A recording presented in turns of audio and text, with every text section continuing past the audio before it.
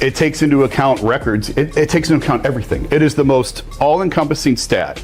And every time he drops back, the Browns lose more points than any quarterback. Nobody expected the studio to turn into a crime scene, but that's exactly what happened. One minute, it was just another Cleveland sports debate filled with hot takes and recycled skepticism, and the next, two longtime media voices were sitting frozen as Garrett Bush calmly dismantled their entire argument live on air. No shouting, no theatrics, just facts, receipts, and a slow, methodical teardown that left jaws on the floor. What started as casual quarterback chatter became a viral moment that exposed how thin the anti-Shedeur Sanders narrative really is, and why some people are suddenly scrambling to explain themselves. The setup was deceptively ordinary. Jay and Jason, familiar faces in Cleveland sports media, were doing what they've done for months. Y'all notice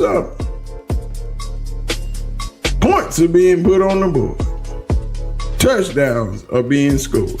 Questioning Shedeur Sanders, downplaying his growth, and floating the idea that the Browns absolutely had to move on at quarterback. Not maybe, not let's see. Had to. Draft someone new. Start over. The confidence was loud, but the substance was shaky. What they didn't account for was Garrett Bush sitting right there, silent, hands folded, watching them talk themselves deeper into a corner. You could feel the shift before it happened. When Jason casually dropped the line that Shedeur Sanders was the worst quarterback of the century by EPA, the room tightened. That's not analysis, that's a nuclear take. Worse than every bust, every backup, every emergency starter over the last 25 years. Worse than names that still make fan bases flinch. And he said it like it was settled fact. Jay nodded along. The narrative was locked in, or so they thought. Garrett Bush didn't interrupt. He didn't raise his voice. He didn't rush. He waited.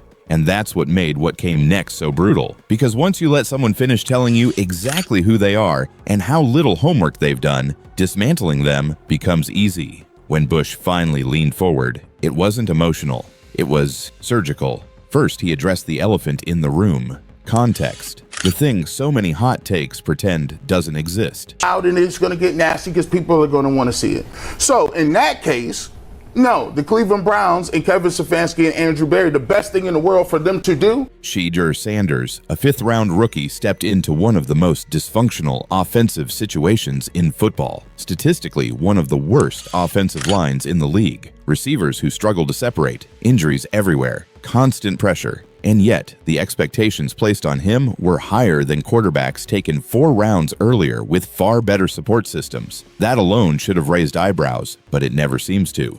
Last week against the Bears, Super Bowl caliber team, both teams 11 wins. So, I don't know what you expect. This is 2 playoff teams. Then came the EPA argument, and this is where things started to unravel fast. Bush pointed out the obvious flaw no one else wanted to say out loud. EPA, as a standardized, widely trusted metric, didn't even exist in its current form until years after the century Jason was referencing. Comparing quarterbacks across eras using a metric that wasn't tracked consistently, or at all, isn't bold analysis. It's nonsense, dressed up in analytics language. And once that curtain got pulled back, the rest of the argument looked just as flimsy. Jason tried to pivot, leaning into jargon about protections, hot reads, and tight window throws, claiming Shedeur doesn't know what he's looking at. That's when Bush brought the tape into the conversation. Not vibes, not whispers, actual football, changing protections at the line. Structure better. Okay, well, he took what was given to him underneath the last game against the Bills. By the way, who's a Super Bowl caliber team. Identifying blitzes, directing backs on who to pick up. Tight window touchdowns that had analysts praising the throw in real time until the narrative needed them forgotten. Plays everyone watched suddenly being erased because they didn't fit the story. He's not the guy, but I just saw Dylan Gabriel not do that. I didn't see Deshaun Watson not do that. And here's where it got uncomfortable. Bush highlighted the constant moving of the goalposts. When the offense was too conservative, critics demanded downfield aggression.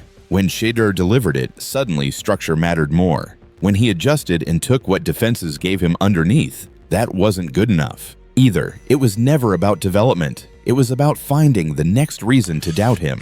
As Bush put it, the goalposts had been moved so much, they should have been sponsored by U-Haul. Then came the numbers. the kind that don't care about feelings or agendas. The first thing they're going to say is, look, we took him in the 5th round. Nobody else took him in the 5th round. We took him here, and guess what? We developed him too.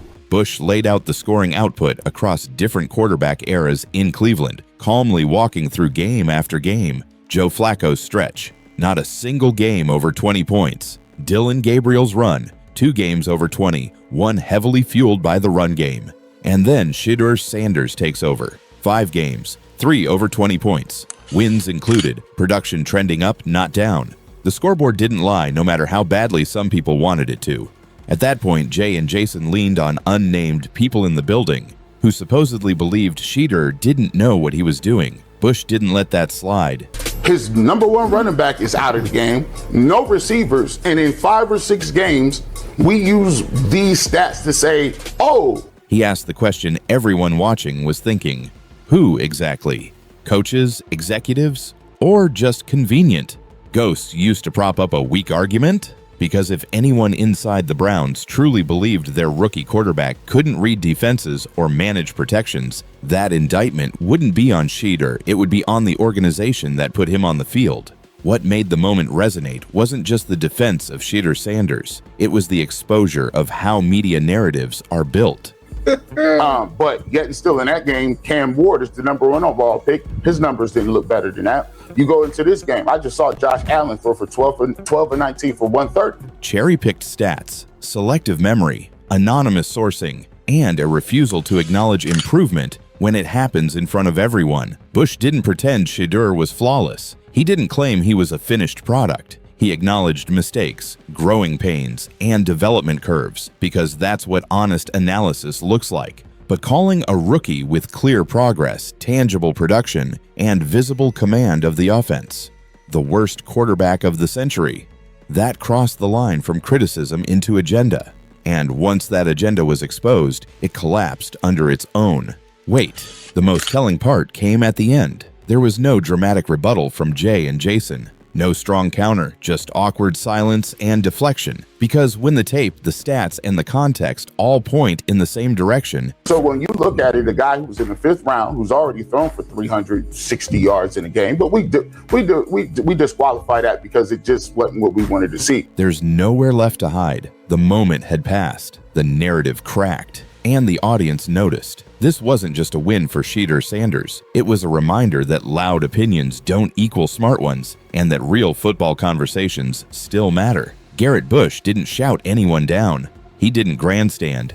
He let the facts do the talking, and they spoke volumes. Now, every future critique of Shedeur Sanders carries this moment with it. Every extreme take will be measured against what happened on that set. The receipts are out there. The tape exists, and the next time someone tries to sell a narrative built on selective memory and shaky metrics, people will remember exactly how easily it fell apart when challenged by someone who actually did the homework. Because yesterday wasn't just a debate, it was a reality check. And in Cleveland sports media, not everyone walked away from it the same way they walked in.